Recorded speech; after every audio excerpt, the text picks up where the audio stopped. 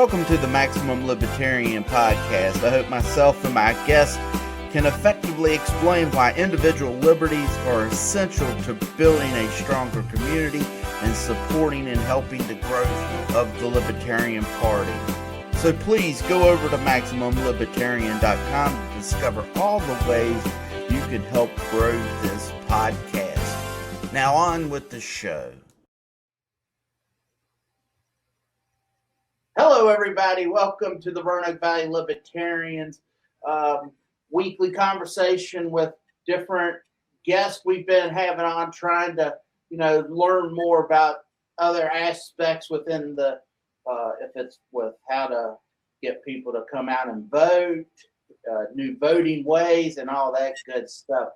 Today, we're going to be joined by Lisa Ekman. She wrote Deprogramming Democrats and Uneducating the Elites. I got this book at the LNC in 2024. You said you didn't remember me, which really surprised me, But, I figured you ran into a lot of people there that day or that weekend. I did. And then I once it clicked, then I did. I totally remembered our conversations, but I'd also been to probably 10 events since then, different events for the book. And so it took me a while to think all the way back to May of 24, reaching out to you this fall. So, right. Well, I'm glad you're able to make it here, and we'll be able to discuss a little bit about it. I thought you had a very interesting book. So we'll just start with, so you started as your career as a Democratic lobbyist and operative in Washington. And how did the early experience shape your worldview? So my early experience, growing up, my parents were very liberal, but classical liberals. And by that, I mean, they actually believed in liberty and freedom and our Constitution and instilled those values in me. And one of the things they did really is make me a free speech absolutist. And that is something that really stuck with me throughout my life and my career. And when I went to graduate school to get my master's in social work, I was pretty liberal myself. And I got nominated for a program called the Presidential Management Internship Program, designed to bring people with graduate level education into federal service. And I got recruited through that program to go to Washington.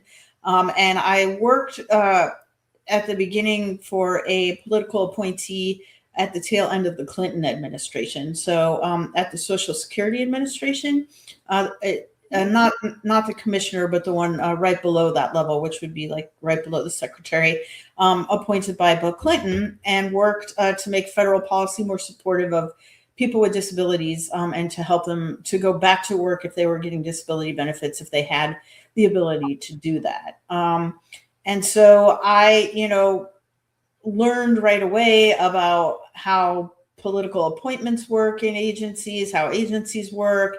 And because it was the very tail end of the administration, I also saw right away what happens when an administration changes and sort of how, as our current president would call it, the deep state, or the people in these agencies, the bureaucrats in these agencies, can work to thwart the agenda of an incoming administration, and how those things kind of happen. I also, during my time there, got the opportunity to go work in the United States Senate on a couple of details for a couple of different senators, including Ted Kennedy of Massachusetts, working on disability policy for Senator Kennedy, and then also worked at a number of nonprofits as well as government contractors, all working on either implementation of disability programs for the contractors or advocacy and lobbying on behalf of nonprofits that were representing the need, the desires, the policy of trying to achieve a policy objectives for people with disabilities. And, throughout my time in Washington, D.C., when I got there, the environment there was really different than by the time I left, Brian. When I got there, people who were of different political parties, um, they actually were friends with each other. They actually would like hang out with each other outside of work, and senators would go have dinner with senators from the opposite party, and um, there wasn't this sort of assumption that someone who thought differently than you was sort of evil or bad or morally inferior. I think that there is now, and I really had the sense that despite the differences people had, most of the people who were in office or who were working for them actually were having good faith conversations to try to make the country better, and that they would go into negotiations with that in mind, and to try to maybe get to a compromise that you didn't get everything you wanted, but you felt like you were improving things. And over the years that I was there, that really changed. And I started hearing a lot more things like, well, that might be a good idea, but I don't like the optics of it. That isn't going to look good. Or I'm not sure how the donors will, think about that. And I started to really see that change. And then I started to really see people become much more tribal almost in their identification with a party. And we started to see the rise of identity politics. We started to see people sort of, as I said, assuming the worst about each other, as opposed to this is a fellow American who may think differently than I do about some things, but let me see what we have in common and what we can work together to achieve. And so I definitely saw that changing during the time that I was there. I would say especially after people started getting in on social media and started to sort of wear their politics on their sleeves and have it become much more of their identity than it used to be, especially before I even got to Washington, growing up. And so that sort of gives you an idea of where I started, how I got there, and brings you up to maybe where I guess a few more things just so people can understand how deep in the democratic apparatus I was. I actually went to law school while I was in Washington, and I was still working for government contractors during that time. And I was the president of the Georgetown Law Democrats, and so did a lot of work around helping get Barack Obama elected for his first term, and volunteered at his national headquarters. And just really, I used to say, and this will tell you how sort of tribal it is, that I bled blue, and that I would vote blue no matter who. So I think that makes sense. Yeah. What I know that you had like the health of your parents started your awakening, you said in your book. Mm-hmm. My question, what about was there other things that were starting before that? Because for instance, I was in the Navy and I came from the Republican side. And at that point, I started to lose faith in them. And then, finally, when I looked at the foreign policy, when I got out of the Navy, I looked at the foreign policy, but this is completely backwards. Was there other little things that were starting to chip at it? And then all right, this was the final push. What was that? Yeah, I mean, there were all sort of little things, but I think I just pushed them back into the back of my head. I used to really think our Fourth Amendment was really, really important to protect our rights. And I remember when the Patriot Act passed, it was right after 9/11. And, the whole thing is that a lot of our constitutional rights aren't there for when things are easy, right? The rights aren't enshrined. Our God-given rights, our natural-born rights are not enshrined in the Constitution for when it's easy to give people those rights. They're there for when it's hard. And obviously after 9/11, everything was really hard. But, they basically were removing a lot of those steps before getting a warrant that you might need. And Edward Snowden, when he came out and told us about what they were actually doing, they were performing warrantless searches. And so I was starting to think about, wow, maybe none of these politicians really care about our constitutional rights. But I kind of had to put that in the back of my head. I had started, there were a couple of things that kind of bothered me. One being that when people started to sort of try to force people to put pronouns in their emails, this is, something that the left was kind of doing to their own, people in their own party. It started to get me thinking about, well, where are we going with this? If we are starting to control people's speech, where does that end? And how does that sit with the First Amendment? Because I'm really a free speech absolutist, no matter how hard that can be sometimes to just say, I would, protect your right to say something I find absolutely abhorrent. But I think what kind of also, with my parents' health, that did sort of begin to sort of create cracks in the dam that held the flood of truth back. But then there was the idea that I worked on disability policy, and during the time I was in Washington, people just kept getting sicker and sicker and more disabled. And I was fighting to get more money to help them once that happened.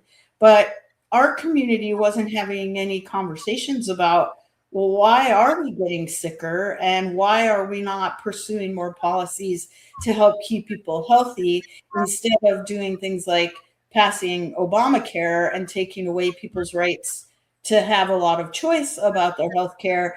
Why are we doing that and feeding insurance companies instead of helping people to be as healthy as possible? I think there were all sorts of things which really kind of, should have caused me, I would say, if I had a free mind, to question a lot of things. Like, for example, when we had the housing crash to the economy, why did no one go to jail for that? And why did so many people lose their homes?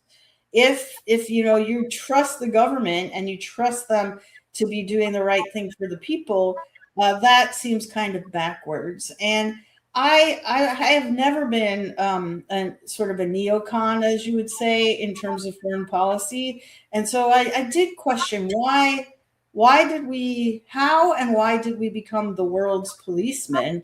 And why are we going around the world and doing the things we do from a foreign policy perspective?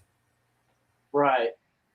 Yeah, what how is it with your friends? Because since you were so deep into the Democrat Party, when you start having these feelings and you're expressing them to people, you start getting shunned, or were they like, yeah, I agree with you? Because I heard there was I wish I could say who told it. I can't remember. It was one on a podcast, but they were talking about like capital gains tax, and Obama was saying, let's raise it. And behind closed doors, he's like, I know that lowering it would be better, but as you were talking about, it don't fit the base. Was there people in the behind going, I don't like which way this Democrat Party's going. It's going a little bit different, or what? But we're just going to have to keep marching forward. Was that, or how do you feel with your friends? Well, I don't really have many friends from before anymore because of that. I think what happened is a lot of this happened sort of so slowly and incrementally. You know that meme with the frogs sitting in the pot of water and they slowly turn the heat up? I think it happened sort of like that, that it was, it was, we're going to ask, most people are going to ask you to put your pronouns in your email signature, or say your pronouns in your email signature. And then I think then cancel culture came around and people became pretty afraid to speak up.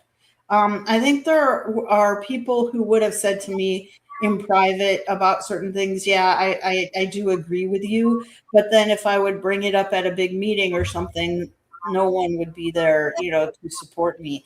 And it's not that I was speaking out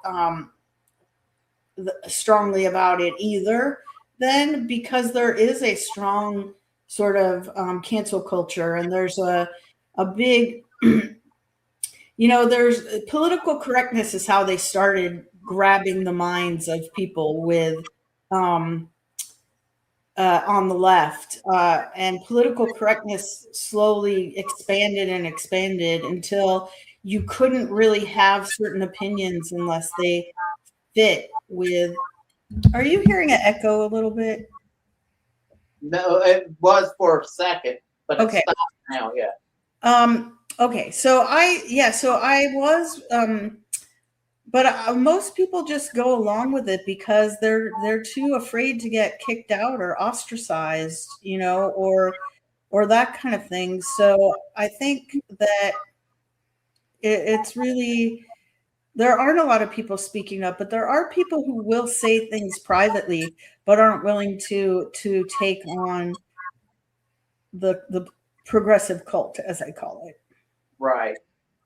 So let's see. In your book, you discuss reevaluating your political beliefs. What steps do you recommend for readers who feel stuck in their own bubbles, their own, because that's what truly we are in.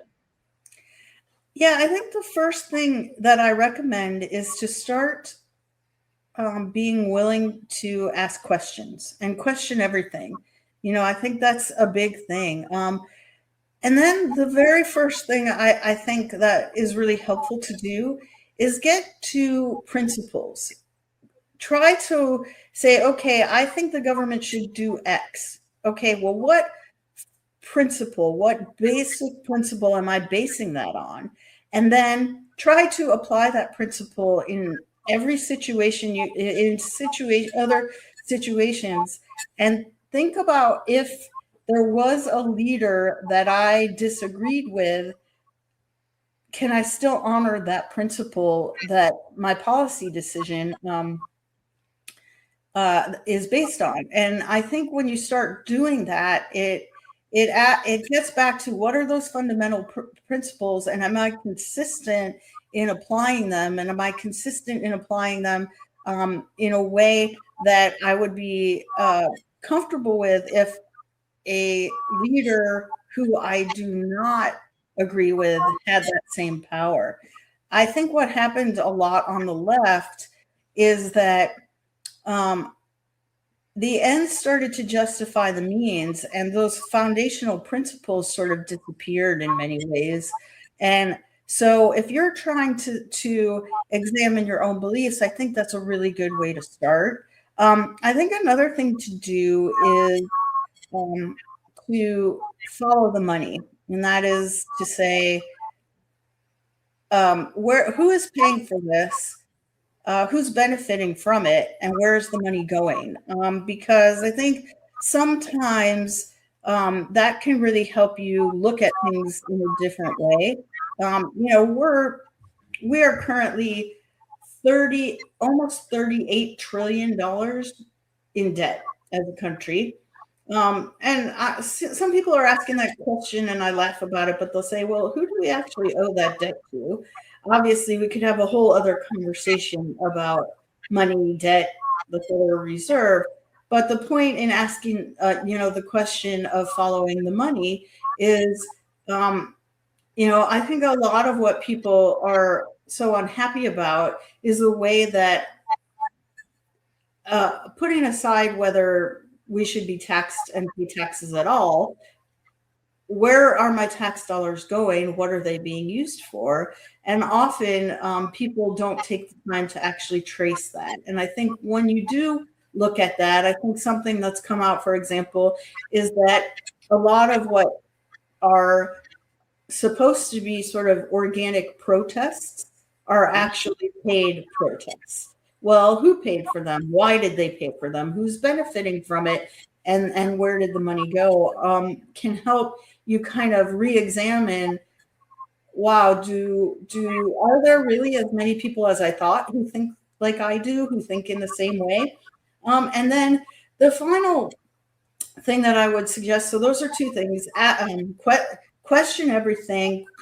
Try to get back to your foundational principles and see if you're consistent and you can justify your policy positions based on those principles, following the money, and then allow yourself to listen to people you disagree with an open mind. And I think that that is a hard one sometimes for a lot of people to do, especially if that person is not what the establishment would call an expert. If it's not a person who has the degree or the credentials. And I think that's, getting past that, that piece is really important if you want to look at things in an objective way, because a lot of times the people who have those degrees and credentials will never be able to tell you the truth, because it would undermine their authority, so to speak. So those are the things that I would suggest if you're starting to think about in any way, am I right about things, and want to re-examine what your beliefs are, is to start by questioning everything, looking at your foundational principles, and working to policy positions, follow the money, and listen to people you disagree with an open mind. Right. That sounds good. You also talk about like what you were just saying. So you want to choose your instinct, trust your instincts over party lines. Can you share something where, let's see, can you share a story from the book where ignoring this led to a regret? What's something that do you regret where you're like, but hey, it's blue no matter. I can tell you multiple regrets I have. I voted for John Warner when he was not the candidate I liked, but we can't let Mark Warner in. This was back in '96, And what do you got there? Well, I mean, I think I could say without a doubt that working to get Barack Obama elected is a regret of mine. I think that he divided. He was supposed to be uniting us, but I think he divided us in many ways. I think that his push to get everyone to go to college has created a disaster for us in student loan debt, and a lot of children, young adults being convinced that they could never succeed if they did not go to college, and now have a college degree that is pretty useless. And I don't say that lightly. I spent 9 years in post high school education of my life, but I think when I graduated college, having a bachelor's degree meant something very different than when a young person graduates from college with a bachelor's degree now. And I saw that in November, I think it was November statistics, that the unemployment rate for 19 to 24-year-olds with a college degree is almost 10%. And so I think that that was a huge disaster, and I worked really hard to get Obamacare passed, and I have a big regret about that, especially as we see how things have happened since then and what it's done. It should be called the Unaffordable Care Act, I think, at this point, as opposed to the Affordable Care Act. At that time you were pushing it, did you know what you were pushing, or did you believe in what it was saying? I believed in a lot of parts of it. I really thought that in order, the one caveat to that is I thought that in order to create some competition, we should have had a public option that people could buy into, which I'm not sure I believe now. But what I did believe, I will say that there were all sorts of things with health insurance that were terrible back then. they had a policy. Many insurance companies had policies, or a policy called rescission, which is they basically take your health insurance away because you got sick. They rescinded your policy, or lifetime limits on coverage, or limits on coverage for certain conditions. And so there were a lot of things that needed to be addressed. But at the time, I really believed that we needed to do something to get everybody health insurance. And now I very much regret having helped to pass that. Yeah, I just saw Mark Warner, he's saying that we need to have universal health care first, and then we can discuss how we're going to lower costs. And to me, it just seems backwards, the logic there, because free market is the route that I would prefer to see go.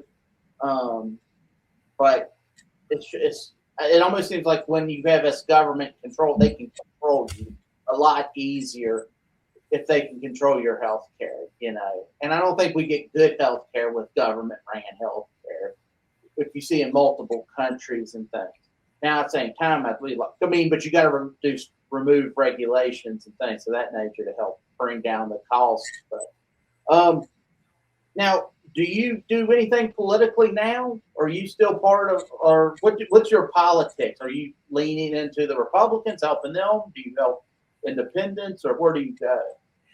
I would consider myself pretty politically homeless. I think I may have mentioned to you when we were talking, I have a lot of sort of libertarian leaning ideals. I believe in freedom. And, I really felt like I do vote, and I did in this last election vote for Donald Trump, because in my opinion, I was looking for who is going to protect my most basic fundamental rights, and specifically freedom of speech. I can't say that I'm 100% happy with what's been happening there in the freedom of speech area in this administration, but that was why I did. And I don't think so I'm sort of leaning towards the Republicans because of that. I'm not, like I say, I have a lot of things that I'm not too happy about that the president has been doing. I'm not politically active in, like, I didn't work for anybody's campaign or anything like that. I pay attention and I vote, and I do reach out to my congressman from time to time. I have reached out to my senators, but they're not going to really listen to me much, given their politics. I don't think here in Virginia. I guess I would say I would consider myself sort of in the middle. I'm kind of conservative in that I want to conserve the Constitution and protect those natural born rights that are enshrined in it. And so that leaves me leaning towards Republicans versus Democrats. Overall, I think those two political parties are way too powerful. And I would love to see something that reforms that and takes some of the power away from those parties, because I think they distort the process completely. No, I totally agree with you. So, and I know your book was Deprogramming Democrats, but what are some of the biggest flaws you see within both parties when it comes to economic policy or social justice? So I think, and I wrote the book Deprogramming Democrats because I came from that side. I think there are people just as brainwashed on the right, especially any of the neocons who sort of follow that approach. I would like to see us get way back to sort of I believe both sides completely distort the free market, okay, economically. I would like to see much less regulation, much less interference from the federal government in our day-to-day lives. And I'll use this as an example. It's one that I use quite often. But for example, if I want to buy and drink raw milk, I don't think the federal government should have any say in whether or not I, as a grown human, can, from the farmer down the road, buy some milk from him and, hold him accountable if that milk is not good. The way, with all the regulations, with all of the inspections and everything else, I don't get to have that say, and I have no ability to hold, some huge dairy producer who is halfway across the country accountable if for the conditions of their farm. So I think the federal government, both parties sort of way over regulate. The Republicans try to deregulate, but they interfere in the market just as much by giving corporate welfare and by all the regulations. So I'd like to see a much freer market, and I think both parties do a lot to distort that. When it comes to social justice, I believe in inequality, and I believe in equality of opportunity. And I think that, the Democrats have gone way too far in manipulating things to try to get equity or equality of outcome versus equality of opportunity. I believe in a meritocracy. I understand that. I use this example. I'm 5'3". I am never going to be a WNBA player. That doesn't mean it's unjust or we live in an unfair society that at 5'3", I can't play basketball professionally. And I use that as an example that we're all born with different talents, abilities, skills, and that our success in certain areas are going to be related to those talents, skills, and abilities. And so aside from removing any legal discrimination and barriers that are put in place through law, I don't think it's the government's job to try to ensure equal outcomes for people. And I think we end up with worse outcomes for everyone when we try to do that. Right. I thought it was interesting when you talked about political correctness laid the groundwork for equity over equality. Can you explain a little bit about that? Because then it doesn't talk about there was no definition for equity. And, that's a big hot topic right now. DEI and all that good stuff. Yeah. So, I think we can all understand what equality is, right? We all know we have an equal chance. That there are no legal impediments that create an uneven playing field. With equity, and as you say in the book, I talk about this a lot, and I think I listed 8 definitions maybe of equity, and they're all different and they're all subjective. What does equity mean? What does it mean to be equitable? And part of the challenge is that if we all agree that we don't have equity right now, how do we get from where we are to whatever someone says is an equitable solution? So, for example, you almost would definitely have to take resources from one person and give them to another in order to create equity. Or what you might have to do is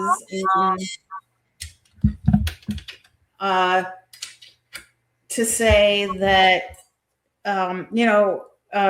like I said, give something to someone else, or prevent someone from having the same opportunity that another person might have in order to create equity. And because equity can never be defined, we also can never reach it. So no matter how much we give, we would never be in an equitable situation. And then the question always becomes, when you're trying to force us down a path, who gets to define what is equitable?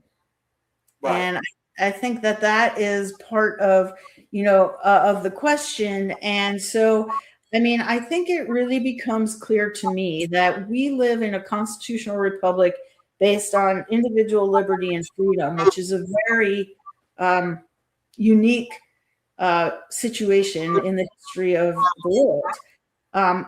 A equitable society and a society based on individual liberty and freedom are not compatible, because in a an equitable quote unquote society, you are trying to achieve equality of outcome, and that necessarily means that you are not a meritocracy. People do not get outcomes based on what they put into it and their abilities and skills. And so, and we sort of changed from the goal of equality to the goal of equity without a public conversation about it that I'm aware of. It just sort of came out of nowhere. I guess it sort of came out of the Obama years, the Obama administration. We started to see it really growing around then. And then it really, really took off after COVID started and George Floyd, I think, and the BLM movement. We saw it really take off. Oh, yeah. What role do you think social media and big tech has played with all of what the elite-driven ideologues and individuals? How much do you think it's more powerful now than mainstream media? I definitely do think that social media and independent journalists are becoming way more powerful than the mainstream media. I think you're seeing mainstream media's viewership plunge, and I think people are not trusting mainstream news sources because they are so I think you can so easily verify what they're saying and not saying, and you can see bias very easily when you look at the reporting on things. And I think that part of what happened is in my lifetime, we went from a time when we didn't have a 24-hour news cycle. We had our local newspaper and maybe 3 television stations that all went off the air at midnight. And that was how you could get your news. That was pretty much it. To now, where obviously you have you at the tip of your fingers hundreds and thousands of news sources that you can turn to.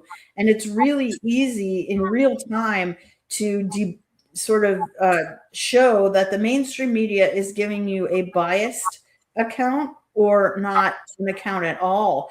And the younger generations, they don't, many of them don't have a TV. They don't, have a cable subscription. They stream everything. They watch podcasts to get information. And it's just become really clear that the mainstream or legacy media is not giving you unbiased, real information. And I think they're struggling, rightfully so, as a result. Right. Because I think about it, and I agree with what you just said, because the internet, podcasts, YouTube, things like that are having so much more, being more effective getting out the message than the mainstream media. But I'm 50, so it didn't seem like everything that happened was a conspiracy. We saw Charlie Kirk get shot, and now it's like everything. It's conspiracy. Oh, it wasn't. That's one guy who's been accused. That's the only bad thing about the internet. It's almost like it's almost too much, and you can't just. And it's almost like what is it? Putting magnets near bees or whatever, and it gets our brain all fried, and we all start getting more spun up. So you got the politicians doing their thing, spinning you up, you got the news media spinning you up, and then we don't know what's going on. We don't know what's left or right. We're going all crazy. That's the real wild thing about it. Yeah, I mean, it is really wild. And even, throwing in their AI, and half the time you can't even tell if what you're looking at is real, right? And I think one of the things that I always try to do is sort of take a step back and try to get my brain to shut down a little bit so that I can listen to my gut, like, does this seem real? And then again, what I always try to do is follow the money, and I think that if you do take a step back and think about that, it often helps. Sometimes, who's making money off this? How are they making money? Was there a money issue at play? Because I think that there are a lot of people doing nefarious things. And there are a lot of people the term conspiracy theorist was coined by the CIA, trying to discredit people who were questioning the JFK assassination. And that's where it came from, to say that if you were saying the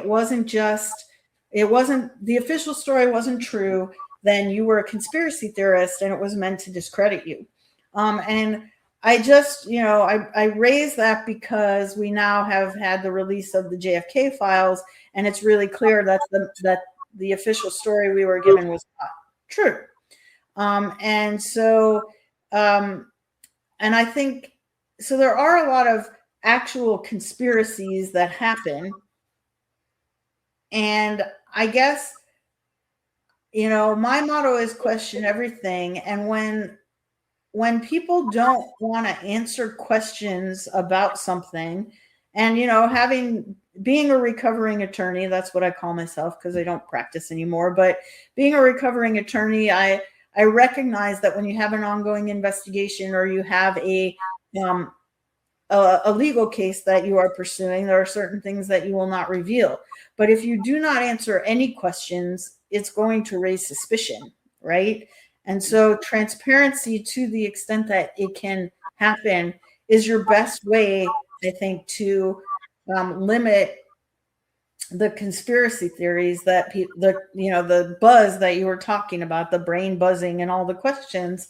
But I don't think we're wrong ever in asking questions. And if someone answers them, that usually can end the controversy if there is nothing nefarious going on. A lot of times I think when people don't answer is when and aren't being transparent and clear, is when you have that kind of buzz going on. And again, I think it's a lot of it is trust your gut. Like, does what someone is saying pass your gut check? And if it doesn't, don't listen to it. Do you feel that how much do you think the government wants to keep people on edge? Because, for instance, we can go back to 9/11, and the Pentagon is surrounded by a whole bunch of cameras. It's not like they've got one Ring doorbell on there. And they should easily be able to show you the plane hitting, and all it is like real quick clips. And it almost makes it even like when they release things like that, or if it's the Epstein in jail, everything. Do you think they do that purposefully, or do you think that there's just incompetence? I mean, when you were working up there, what do you think is that? I mean, I don't know what the point would be. Like, you just show us the video and it's over. I agree with you. Like, I also would ask that same question for January 6th of 2021. Yeah, I mean, I think that if you are hiding, if you have nothing to hide as the government, and again, I will grant you redactions for national security. I'll grant you redactions for ongoing investigations, all of those things. But it is only going to continue to raise suspicions when you hide these things. And so either you actually have something that you're hiding, or you are trying to create controversy. I don't understand. Like, I don't think it's incompetence. I mean, I'll throw this one out there too. It's like, I know that there are cameras everywhere in DC, everywhere, you know. So why did it take so long to identify supposedly the January 6th pipe bomber? Right. Yeah, I mean, they were arresting people for not even entering the Capitol, but being on Capitol grounds, and could identify all of them, but they couldn't identify this one person who was by themselves, supposedly. And it just raises suspicions when things like that happen, right? And I think that, I mean, one of two things is true. Either their surveillance is actually really terrible, or they are not releasing things on purpose. And I can't tell you why they would do that. It always leads me to question, what is it that they're hiding? That's what I would always ask. So. Because usually when they release something big is going on. You know, look at this hand while we do something really bad with this hand, or vice versa. You know. Indeed. Have you received any feedback from anybody, any Democrats who started questioning their own? Have you ever talked to anybody like that? Who won't say, like, hey, let's break away from the system? Yeah, I mean, I have. I've met a lot of people who were sort of already in the awakening process, and I've talked to them. And then I've also, talked to a lot of people who were already awake, and some that were not. I mean, the thing about it is, about the awakening and sort of opening your eyes, is that you have to really, you can't lead anybody to it. They have to do it themselves. You can help them, and I do have suggestions in the book about how you might be able to do that. But I've had a lot of people who, some of the things that I wrote about in the book were very shocking to them. I think for people who are already awake who read the book, it's not as much of a aha moment, but for someone who has been brainwashed, or in the cult, as I call it, it can be quite eye-opening. It's really hard when you go through this, because you at first think you're kind of losing your mind. You think like you're going crazy because everything you believe isn't true.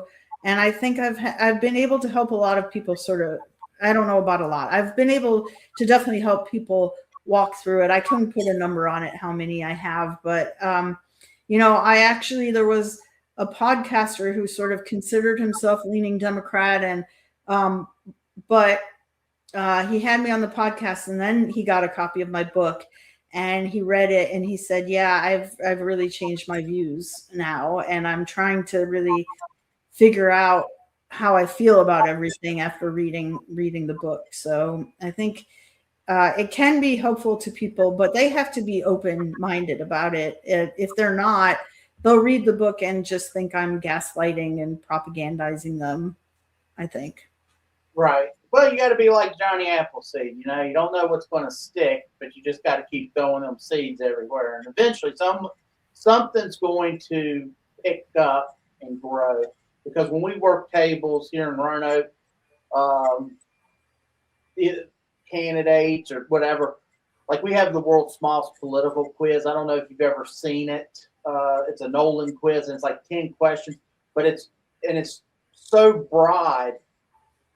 Each question you could really spend a whole day discussing, but it might be Social Security or foreign aid, or right of free speech, things of that nature. But so many times voters never even think about it. So you just got to get the message out there, and then eventually it just takes one person to hear that. What looking ahead? What do you have more books planned? Do you have anything to write another book? about this, or? Maybe. I have a few thoughts, but I will say, thank you so much for buying my book and reading it. I've kind of come to see that a lot of the people I might be trying to reach don't read books much anymore, to be honest. So I'm really trying to think through what the best way to approach it is. I think one of the things that I've been toying around with is a book about the impact of feminism, and I think it's been really, really negative, to be honest. I've turned in my feminist card, as I say, so I've thought about writing something about that. I've thought about a number of different things, and right now, I don't have another book in the works, but if I did, that it would probably be along those lines. I'm also trying to maybe get my book to do an audio version of it, so that it could be more accessible to a wider audience that may not sit down and read it's not that long. It's only about 200 pages. But for a lot of people these days, I think that is pretty long, to be honest. Which one surprised you more? Turning in your feminist card or leaving the Democratic Party? Which one? That's a hard question, but I think probably the feminist card. I think maybe that was, because, I made a lot of choices in my life based on some of the things that the feminist movement. I decided I don't have children, biological children of my own, and I decided not to have children to pursue my career. Like 90% of the women over 50 who made that choice, I regret it. And now I'm at a point where I can't have biological children of my own. So, that was a tough pill to swallow. I don't know if it's surprised me more. I think maybe it did surprise me more because that didn't happen right when I woke up. And after I woke up and my entire worldview changed and all of that, I thought, wow, at least now I can, understand myself and all of that. And as I started to think through things more and see, I think especially as I look at what is happening with young women and the relationships between, or the lack thereof, to be quite honest, between young men and women, and young men who are not dating and not having sex, and they're not, doing all of that.